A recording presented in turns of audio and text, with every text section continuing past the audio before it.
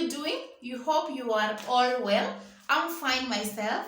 So welcome back to my YouTube channel. This is a channel on kids welfare. My name is Jemmy Naftali and I am a pediatrician by profession. So in this channel is where I educate. I want to enlighten everybody, especially the mothers, because they are the key caretakers of these children we are talking about. So I want to make them aware and also to create the awareness on common illnesses affecting children while growing up. Welcome back to this new video, and if you are new, welcome into this channel. This is a family. Join the family by hitting the subscribe button to be part of us. And if you're that returning subscriber, thank you so much for always keeping tuned. You are a favorite person and you don't even know it yet. Thank you so much for always coming back to watch my content. Thank you so much. So in the video of today, this is a video that I've been asked for, and it's about the birth injuries. Yes, the birth injuries. Remember last time I did about the birth asphyxia. Now we want to know what birth injuries we have and how they occur and how they come about. So let's start with the video. So the topic is birth injuries. These are injuries that happen during labor and delivery. So we are going to see this as we continue. So by definition, what are birth injuries? These are avoidable and unavoidable mechanical hypoxic ischemic injury affecting newborns or the infants during labor and also delivery. So we are saying they are avoidable. We can sometimes try to avoid them. Other times they are unavoidable. It just happens. And this is during labor and also during delivery. So having known the definition, let's see how first of all they come from inappropriate medical skills or attention, but they still may occur despite skilled and competent obstetric care. So what we are saying here is that they may occur if someone is not competent enough while conducting these deliveries. Other times, even though the obstetric care is given, they just happen. So that's why we say they are avoidable or sometimes non-avoidable. So some are even accidental. We may not be able to avoid them. This is all what birth injuries entail. Now, going on so well.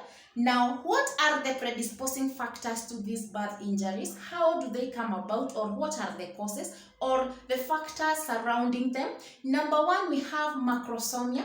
Macrosomia is a big baby. These are big babies. The babies that are 4 kgs and above, these are big babies, macrosomia. You can imagine when the mother is giving birth to this big baby, they may tear this mother very badly, and here the birth injuries may occur. So we normally call them the LGA, the large for gestational age, if they are so big, 4 kgs and above.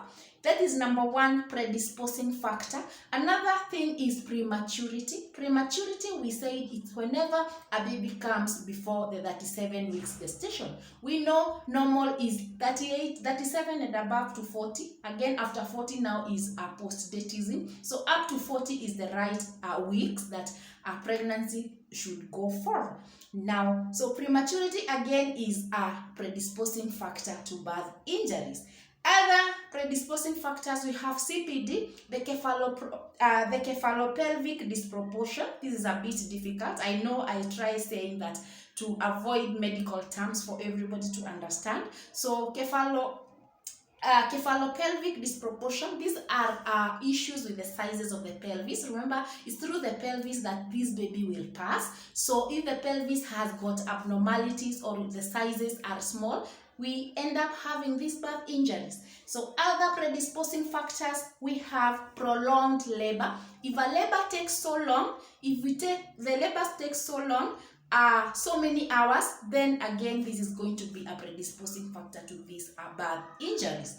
If we have breech presentation is when normally the presenting part of the baby when the baby is coming out should be the head. The head should always be the the presenting part, sorry. Yeah, but if otherwise we start other parts of the body, and here we are talking about the legs. Imagine the legs coming out first before the head. So this is now the breech presentation. We are going to have difficult maneuver delivering this baby, whereby the baby is presenting with the legs. So this is a breech presentation, and it is a predisposing factor to these birth injuries. Now, what are the types of injuries do we have? We have different types of birth injuries. Number one and commonest, we have cranial injuries, the injuries to the head of that newborn. We also have nerve injuries. Their nerves also get injured. We also have skeletal and muscles injuries. Yes, we have organ injuries. There are some organs that get injured during birth injuries. We also have congenital injuries. Those are some of the injuries that we normally get. Now, let's start with the cranial ones. We say these are the commonest injuries that we normally find. This is whereby the face or the scalp of the the scalp soft tissues is usually injured, and it becomes erythematous.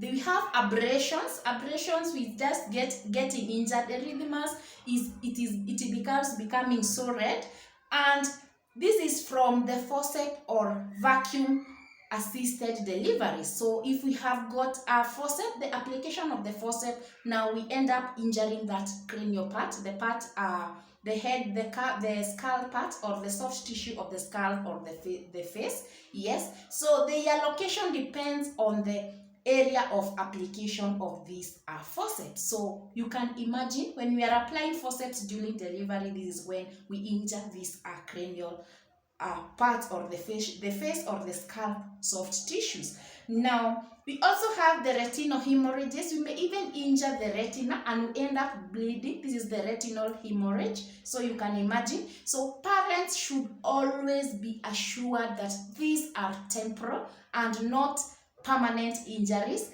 and be explained to that they are as a result of these deliveries. So you don't leave it as there. Of course, you give these parents their baby and they see some abrasions on the head or some bruises. So you have to explain to them it is during delivery and they are not permanent. These are just temporal injuries. Now, we have two commonest types of cranial injuries that are known by everybody. People have heard of them or they have ever seen them. Number one, we have caput succida. We normally call it just caput. Caput, these are diffuse edematous swelling of the soft tissues of the scalp involving the portion of the presenting part during vertex delivery. During the normal delivery, so the presenting part, which we say it should be the head of the baby. So here we get diffuse edematous swelling. We have a swelling here, and normally it pits on pressure. When we try to put pressure like this, it goes inside. This is what we mean by pitting. It pits. And usually what is contained in this swelling normally, it is serum or blood or even both. Yeah, so there is no specific treatment for this caput succida. No treatment for caput. We don't give drugs. It just disappears on its own. So let me make this one clear, that you just reassure the mom. You don't go on giving drugs. We just reassure them and tell them after a few days this swelling is going to go by itself. So this is the caput.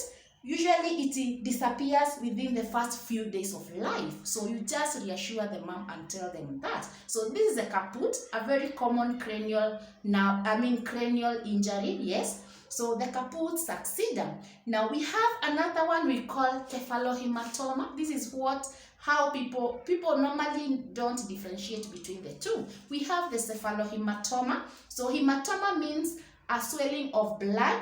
So this is usually a subperiosteal hematoma. Most lies over one parietal bone. It is in one bone, but when you come to caput, it can involve one or two parietal bones of the head, yes, but for the cephalohematoma, it's just one bone that is usually involved. It results again from difficult vacuum extraction when you're extracting this baby from the birth canal during delivery. So this may be associated with non-depressed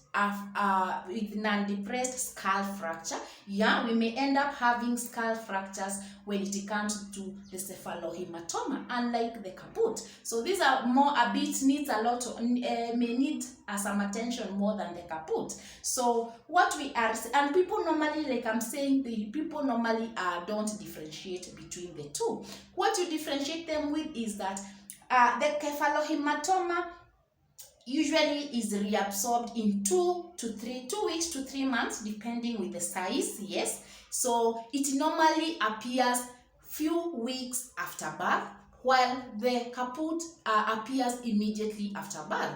The same thing with being reabsorbed or disappearing. Sorry, the cephalohematoma will take longer to disappear, while the caput is going to take sorry, the caput usually disappears in 1 to 2 days after birth. I hope now you differentiate between these two.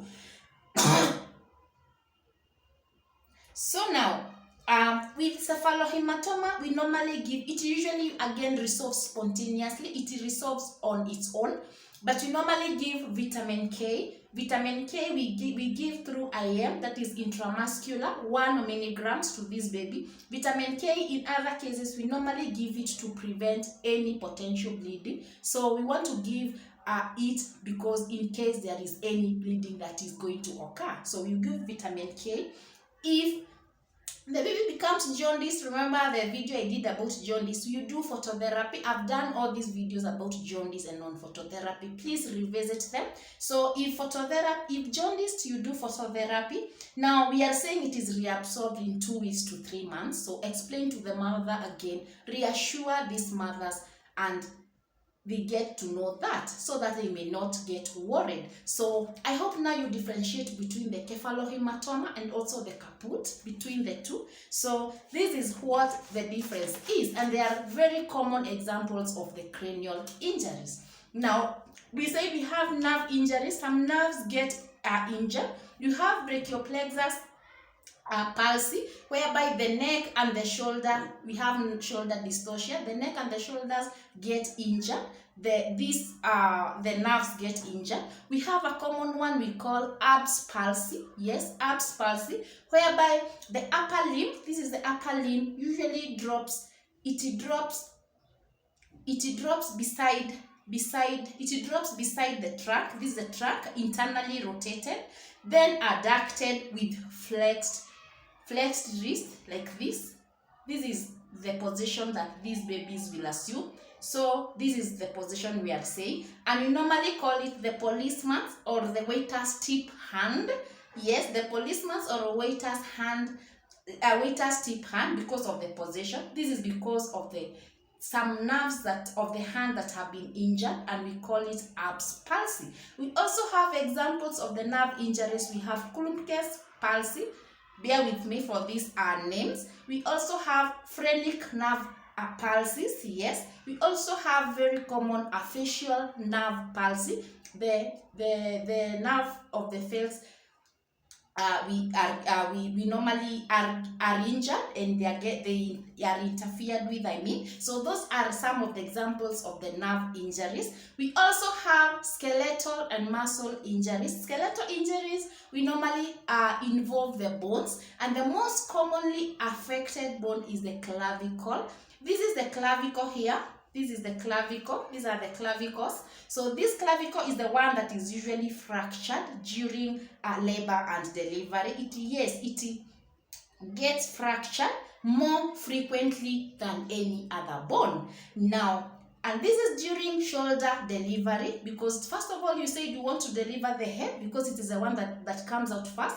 Again, you want to deliver the head, the one shoulder and then the other shoulder. So during this delivery of the shoulders is when the clavicle fractures at some point if the extraction is difficult. Yes, so the clavicle gets fractured. So how we treat is that we immobilize the arm and the shoulder of the affected side, and the prognosis is excellent. So we never worry about this. It heals so fast. So we normally don't. Actually, in babies, in small babies, the fractures really heal even faster than those of adults. Very fortunate, yes. So it really heals so fast. Now, when you go to muscular injuries, what muscles get injured most? We have one commonly injured muscle. We call it sternocleidomastoid muscle. I know it's difficult. Let's leave it at there. Just know it's the commonest muscle that is usually injured during childbirth. How about organ injuries? Organ injuries, we have organs being injured like the liver. We get rupture of the liver, imagine. We get the rupture again of the spleen. So this is usually in large infants. Again, the macrosomic babies, the big babies are the ones that we rupture this liver and also the spleen. So the treatment here may be very aggressive and difficult because we might find ourselves doing the blood transfusion when this one occurs. But they are very rare. It's rare to get these organ ruptures. Last but not the least, we have the congenital injuries. Congenital, the word congenital meaning these children have been born with this issue, the congenital. So we have got amniotic band syndrome. We also have congenital postural deformities. These are now the congenital injuries. So I hope now this is clear. But remember, the commonly ones we say are cranial injuries, and we have mentioned all of them. We have differentiated between the caput because it's a common one and mothers get so worried, and also the cephalohematoma. We have differentiated between the two. I hope this is clear. To those who asked for this video, I know and I believe that you are now contented. Ask more questions in my emails, also in the comment section. Thank you always for every time you ask for those questions, or you ask, I do some topics, I feel so much motivated, and I believe and I feel that I'm talking to people and I'm helping some people somewhere. So again, if you haven't subscribed, please hit the red button, subscribe. We are road to 5K subscribers, and I know this is possible because we are headed there. So subscribe to be part of us. Comment, share these videos widely. You never know the people you are helping by sharing my videos widely. They may come across videos, a mom stuck somewhere with a child with caput or cephalohematoma, very worried, they don't even know where to start. But if they see that they reabsorb themselves and there's nothing to be done, they get contented. So thank you so much. Until next time, bye bye.